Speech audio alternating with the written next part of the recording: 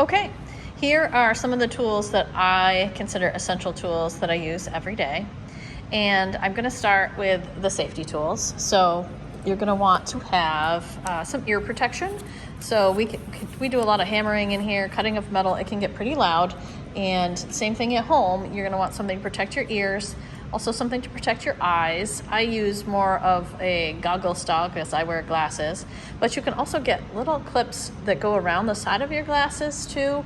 I've just ordered myself some new glasses, so I might do a little tutorial on that when they arrive and show you what that looks like. But in the meantime, having something to protect your eyes, especially when you're using rotary tools, anything that's like a drill press, grinding, anything like that, you definitely want to make sure your eyes are protected.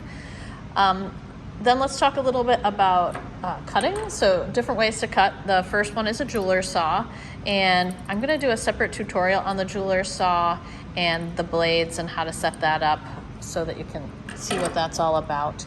I use these more often than I use my jeweler's saw if I'm just cutting basic shapes.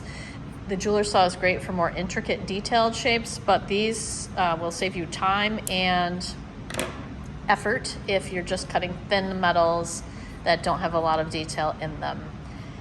Files, once you've cut your metal, you need a way to smooth it. So this is my favorite file. This is a half round file and it's around $30. I'll put a link to it in the PDF that I'll be sending you. This is a great one. I also have a set of non-great files that I got from Harbor Freight, and I use these. They're maybe $5 for that whole set when I am filing in the miter vise, because the files will get worn down when the steel is against the steel. So I don't want to use my big expensive file and destroy it when I'm filing against a steel surface like this. So I have a set of inexpensive files along with my nice files. I have a few different types of nice files that I use, and maybe I'll do just a little tutorial on files themselves. So that's cutting. Other types of cutters, flush cutters. I have a couple that I like. This one is a Zoron flush cutter. It has a retainer so that when you cut the metal wire, it doesn't go flying across the room. But I also need a pair that are a little more fine and delicate that can get into tiny spaces. So for example, when I'm trimming off, I'm wire wrapping something and I need to get in close and trim it, I want a pair that has a sharp tip and is a little bit more fine than these heavy duty ones. These can cut up to a 14 gauge though. I wouldn't cut a 14 gauge with these little delicate ones. Other hand tools, the parallel pliers we use all the time with ring making, bending wire. The surface that they have on here actually has protective coating that keeps from marring your metal. That's the difference between the two of these. So one is the parallel action of the pliers and the other is the coating.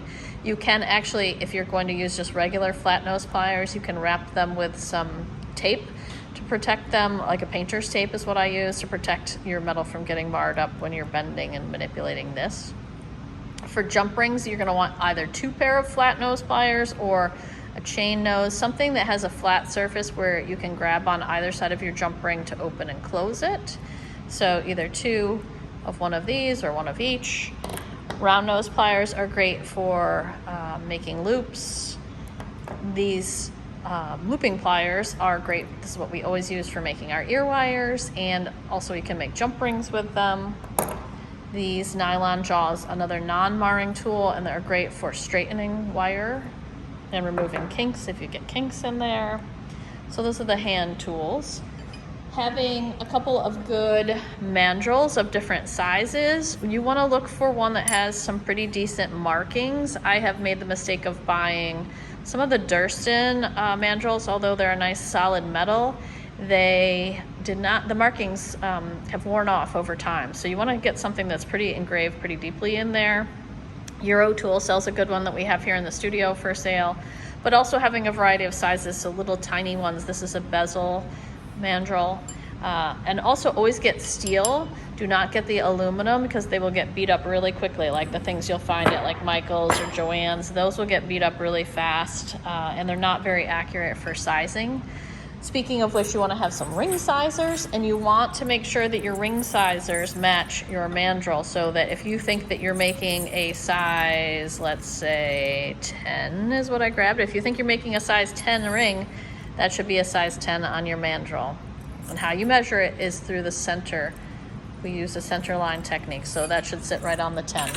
These are wider ring bands, so if you're making a spinner ring, something heavier, you want to measure with the wider ring sizers. So I have a set of each, use them all a lot. Other things we have here, let's talk about hammers a little bit. So I have this plastic mallet, and this is my frets mallet, and not a mallet, my frets hammer. So when you are hitting metal, let's say that you put a ring onto this mandrel and you want to shape it into a circle. Using a rawhide or a plastic mallet will shape that without marring your metal or making marks and dents and things in it. If I were to use this metal on my metal ring, that would for sure make marks and dings. Every strike that I make will leave a mark. And that's great for adding texture, but you want to make sure that that's your intention that you want to do. So having a variety of hammers, I'm going to do a little training on just the type of hammers that I use and what they're used for, but we'll go into more detail on that later. So having a ring sizing chart, having things to measure with. So these are digital calipers, use them all the time. I'm going to do a separate training on how to use these for measuring, let's say, ring blanks. I go over this in detail with the students every class, but it's easy to forget if you're not doing it all the time. A ruler. I prefer an 18-inch one, but I haven't been able to get my hands on one lately. Mine is lost somewhere. And so the miter jig, I'll do a separate tutorial on how to use this, but this is for filing. The bench block and some kind of noise prevention, so a leather pad or a folded towel, something under there to deaden the sound. The new ones that we have here in the studio have a rubber base built in that comes from Eurotool, which I love that. And then just some items for polishing and finishing, quick, easy things. Little pro polish pads or flash shiners that are for nails also work great for shining rings and things. Having a collection of sandpapers and finishing papers. We have 120 grit wet or dry paper up to about 600, and then we have polishing pads of different microns and things like that as well. But you want to have something that you can smooth and shine with. Even little nail files will work well, something you can clean up your edges with. So I would say these are things that I would always use. There's nothing in here that you're going to go wrong with. You'll get a lot of use out of all of these things. There's a lot of other nice to have things. There's a lot of upgrades that you can do to these tools. You can buy fancy versions of all of these. But I would say this is a good starting place. To have a little bench with these items on it is a good place to start. I hope that helps you start thinking about, oh yes, our bench itself. Oh, and our bench pen. Don't forget the bench pen. You're going to need one. I just get inexpensive bench pens. I don't use the fancy variety. They clamp right to your bench.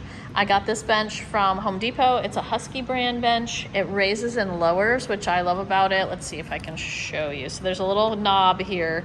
You crank that up, crank it down. Over here in the studio, if you can see back where the flex shafts are hanging, those benches are also adjustable, but you have to take them apart to adjust them. But they are super solid. So if you're going to be doing a lot of hammering, things like bigger types of metalwork, you might want a bench like that. So I'll include links to both. Let's see if you can see the one I'm talking about here with the chair there. That's from Seville Classics, and I love those, but they're a little harder to adjust. You have to kind of live with the adjustment that you have without taking it all apart again. Alrighty, so I hope that helps, and I'll see you in the next video.